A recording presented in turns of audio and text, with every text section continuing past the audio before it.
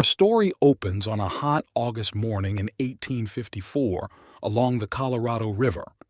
A young German surveyor named Hermann Ehrenberg wipes sweat from his brow as he peers through his transit, staking out a new settlement on the barren eastern bank across from the ferry landing of Dutch immigrant L.J.F. Jaeger. Ehrenberg is accompanied by 4 other dusty and travel-worn men, including the ambitious Charles D. Poston, who has visions of colonizing this new southwest frontier. They have just spent 6 grueling months exploring unmapped parts of the Arizona Territory and northern Mexico. Now, at journey's end, they lack the $25 fare to cross the river on Jaeger's ferry. Not one to accept defeat, Ehrenberg hits upon a clever scheme with Poston to trick the stubborn ferryman. He sets about conspicuously surveying a 936-acre town site, driving stakes into the sandy soil and sketching grand plans, while spreading rumors of a new rival steamboat landing and a city to be called Colorado City. When word reaches Jaeger across the river, he can't bear the thought of competition cutting into his monopoly. He agrees to let the entire scruffy lot cross over in exchange for just 2 of the speculative town lots. And so, in a twist of frontier trickery, the foundations of what would become Yuma, Arizona, are laid. Thank you for joining your desert frontiersman, Alan. If you enjoy this Southwest story, leave a like or comment. For further adventures, hit the subscribe button. But who is this worldly German engineer and adventurer, Hermann Ehrenberg? Our tale goes back to his birth in 1820 in Saxony, Germany. The restless young man runs away from home at just 15 years old, bound for New York. New Orleans is next, where news is crackling with word of conflicts out west. Ehrenberg joins up with the New Orleans Grays militia to fight for Texas independence from Mexico, gaining first combat experience at the December 1835 Battle of San Antonio. In March 1836, Ehrenberg is among 445 captured Texan soldiers imprisoned at Goliad. Just as they ready to celebrate imminent release, Santa Anna's troops receive orders for merciless execution.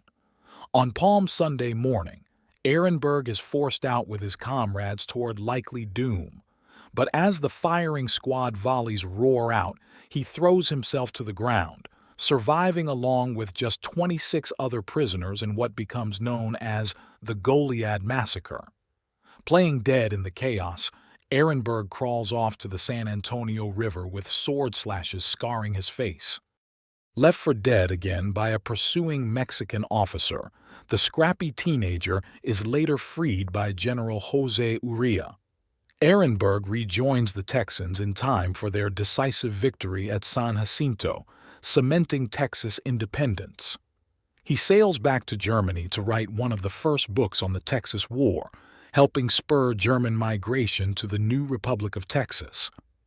Restless again by 1844, Ehrenberg travels overland to the wilds of the Oregon Territory, where he spends 2 years surveying and mapping. His adventures continue on islands across the South Pacific. Then, hearing rumors of gold, he sails to Alta California just as the Mexican-American War breaks out. He serves at La Paz and other hotspots along the Baja California Peninsula before discharge in Monterey, as gold fever sweeps Alta California in 1848. Ehrenberg joins the stampede to the Sierra foothills, spending years mining and surveying claims across Northern California. By 1854, lured by new uncharted frontier, Ehrenberg joins Poston to explore and map the newly acquired Gadsden Purchase lands along the Mexican border. Their information facilitates early American settlements in Arizona. Ehrenberg makes Tucson his home as Poston vigorously promotes their Sonora exploring and mining company. Despite Apache raids and Civil War strife that displaced settlers, Ehrenberg and Poston kindle lasting interest in Arizona mining. By the mid-1860s, Ehrenberg is now a man of some means after years of elusive fortune, but it is not to last.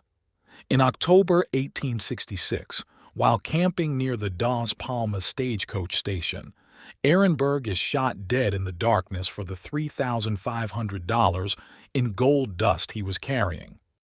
The next year, prospectors establish a new mining camp upstream along the Colorado River across from Bradshaw Landing. It is first called Mineral City, then renamed Ehrenberg to honor the German adventurer who lost his life in the region. For a brief spell, Ehrenberg booms as the liveliest camp this side of San Francisco, according to an 1870 newspaper story. But it is another short-lived southwestern bonanza town. As mines play out and the railroad bypasses its shoreline, the fledgling port dwindles to a forlorn ghost town. Its crumbling mud and adobe walls melt back into the desert.